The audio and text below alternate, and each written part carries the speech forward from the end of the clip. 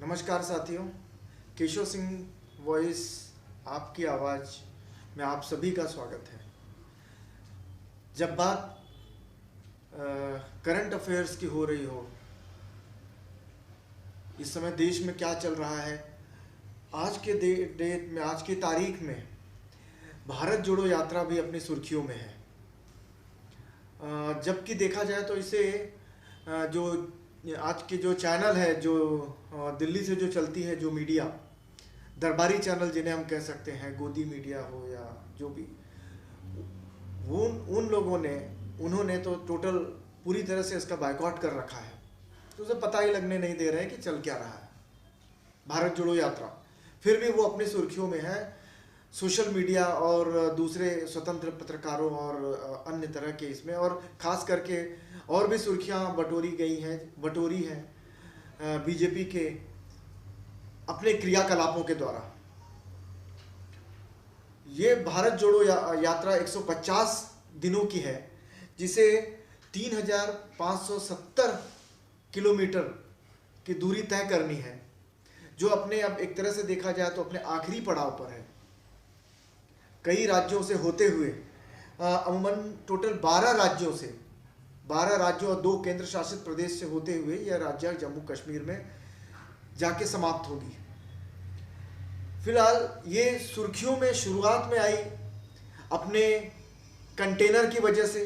Container में बहुत ही आलीशान जिंदगी जी रहे हैं और सड़कों पर चल रहे हैं, ऐसा बीजेपी के नेताओं ने ट्वीट किया या सोशल मीडिया के प्लेटफॉर्म पर डाला और उसे अब सुर्खियां दी। और उनके टी शर्ट्स, राहुल गांधी के टी शर्ट्स के ऊपर बात की गई कि किस तरह के शर्ट्स, इतने महंगे महंगे शर्ट्स पहन रहे हैं, जबकि हमारे जिन्हें कह रहे हैं उनके अपने करता दिन में 6-7 बार अगर कपड़े बदल लेते हैं तो कोई फर्क नहीं पड़ता है।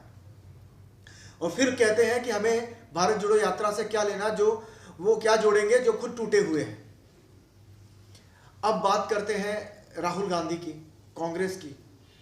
भारत जोड़ो यात्रा का इनका जो सपना लेके चले हैं कि लोगों को जोड़ना, आपस में भाईचारे को स्थापित करना, ये तो एक बहाना है, इसे हम कह सकते हैं, कह रहे हैं। हाँ, लेकिन ये जरूर कहा जा सकता है कि जैसे गुजरात में चुनाव था, वहाँ पर ज़्यादा दिन नहीं निकाले। गुजरात के चुनाव में अपने रूट को चेंज कर 1 दिन या 2 दिन के लिए वहाँ पर गए। तो ये कहा जा सकता है कि ये चुनावी यात्रा ना होके भारत जोड़ो यात्रा, लेकिन इसे हम आज के परिप्रेक्ष्य में ना देखकर हम इसे दो साल बाद 2024 में होने वाले लोकसभा के इलेक्शन में हम उसे देखते हैं। एक कर्नाटका में कितने दिन निकाले, जबकि देश को सबसे ज्यादा लोकसभा की सीट देने वाले राज्य उत्तर प्रदेश में सिर्फ 2.5 या 3 दिन निकालने वाले हैं। तो इसका भी अपना एक महत्व है, इसके भी अपने मायने हैं कि क्यों वहां पर इतने कम दिन, क्यों बाकी जो छोटे राज्य हैं वहां पर ज्यादा।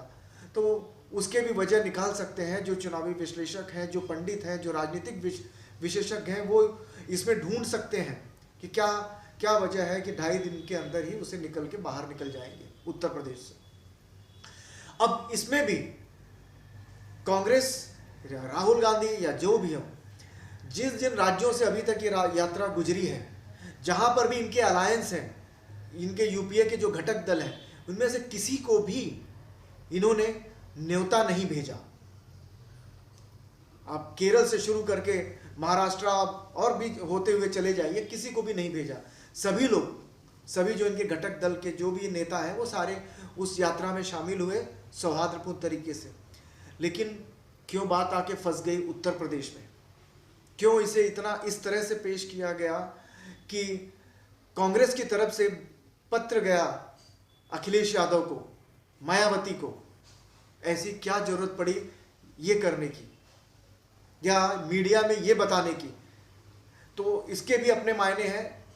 अखिलेश यादव ने उसके पहले भी अपनी कुछ वक्तव्य दिए हैं जो उनके खिलाफ थे। वजह चाहे जो भी हो, राजनीति में कोई किसी का पक्का दुश्मन नहीं होता। आज अगर दुश्मन है तो कल वो दोस्त भी हो सकते हैं। फिलहाल तो एक पत्र भेज दिया गया है अखिलेश यादव द्वारा कि वो इसकी सफलता की कामना करते हैं, लेकिन वो क्यों शामिल नहीं हो रहे हैं? इसमें बहुत सारे मतलब हैं, इसे उन मतलब को निकाला जा सकता है।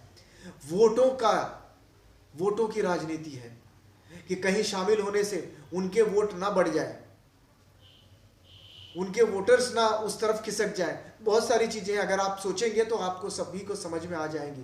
तो कांग्रेस अगर वो होता तो कोई पत्र बुलावा देने की कोई जरूरत नहीं थी। अगर उन्हें शामिल होना होता तो वो शामिल होते। इसे क्यों तूल दिया गया, इसे भी समझने की बात है। तो भारत जोड़ो यात्रा अपने आखिरी पड़ाव में है। देखते हैं कि 2024 में इस यात्रा का क्या फल मिलता है। क्या भारत में, इस देश में फिर से भाईचारे की स्थापना हो पाती है? इसके पहले, अगर मैं इतिहास का विद्यार्थी तो नहीं हूं, गांधी जी ने कलकत्ता में वो उस वक्त गए थे जब लोगों का लूट मार मची हुई थी, लोगों को मार काट रहे थे, तब वो लोगों के बीच में गए थे सौहार्द बनाने के लिए। और एक गांधी और ये है, राहुल गांधी, ये भी उसी तरह की मंशा लेकर वही यात्रा करने निकले हैं। देखें, भगवान उन्हें सफल बनाए, वो अपने जो भी उनका मकसद है उस मकसद में वो सफल हो। हम वोटों की बात नहीं कर रहे हैं, हम जनता के भी सौहार्द की बात कर रहे हैं। बाकी तो जनता जनार्दन तो है ही, समझदार है, हम उसमें क्या कह सकते हैं। तो भारत जोड़ो यात्रा अपने अंतिम पड़ाव पर है। आप सभी को और राहुल गांधी को भी मैं शुभकामनाएं देता हूं कि वो अपने मकसद में कामयाब हो और देश की जनता कामयाब हो। धन्यवाद।